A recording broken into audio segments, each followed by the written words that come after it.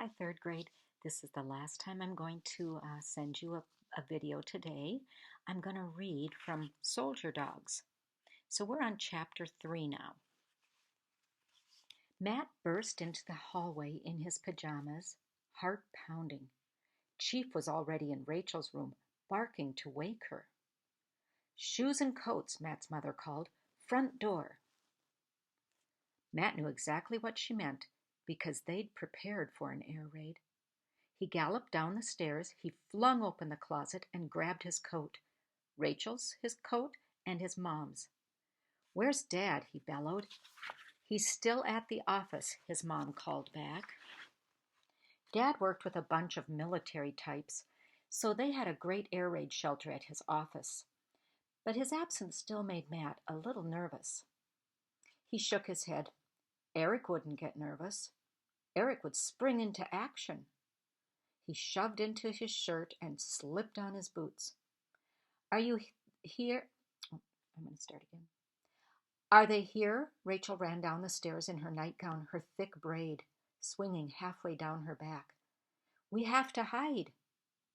"Nobody's here," Matt said, and helped her into her coat. "It's just the air raid siren." Rachel's face was pale. She looked so scared that Matt grabbed her hand. Not because he liked holding hands, of course, but Eric had once held his hand during an air raid drill, and it had worked. It had made him feel safe. "Don't worry," he told Rachel. "The shelter's right nearby. There's plenty of time." She took a shaky breath and squeezed his hand. Then Chief barked, and his mother, only halfway inside her coat, threw open the door. "Children, run to the cathedral. I'll be along in a flash." "But we're supposed to stick together," Matt said. "You said if there's an air raid, we need to stick together." "I know, sweetie, but Mrs. Lloyd might need my help." Mrs. Lloyd lived next door, and she was pregnant. She was very pregnant. "You remember where to go?" his mom asked. "Sure," said Matt. "The shelter under the cathedral." "You take care of Rachel." "I know," he said. "Come on, Chief." When he led Rachel outside, the air was cool on his cheeks. The rising and falling cry of the sirens sounded louder.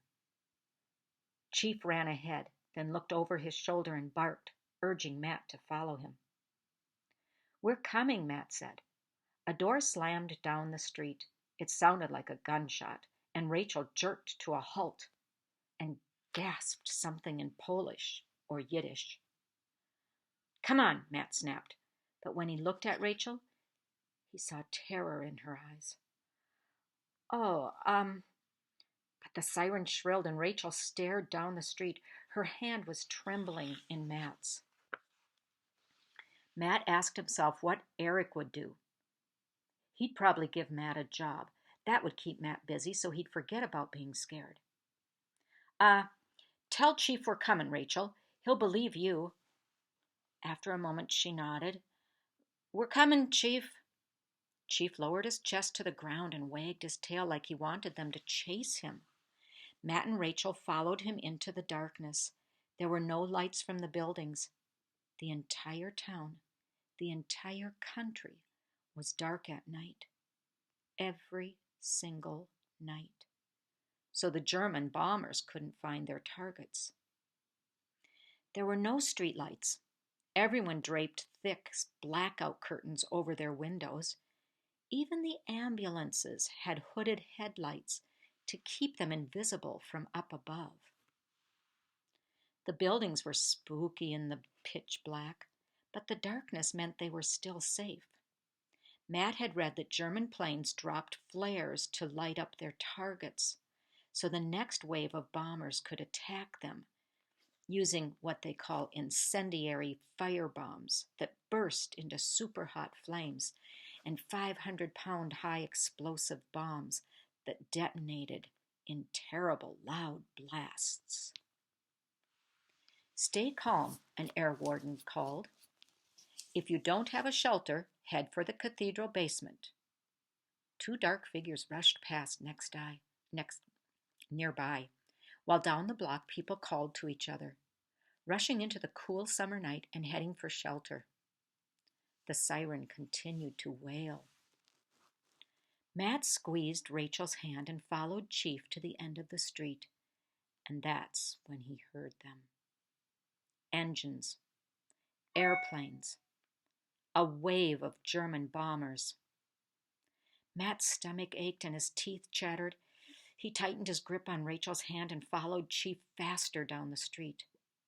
When a soft whistle sounded from the darkness, Chief gave a warning bark, raced ahead, then dashed back. There were already bombs in the air. They were tumbling through the sky, coming closer every second. What if they hit nearby?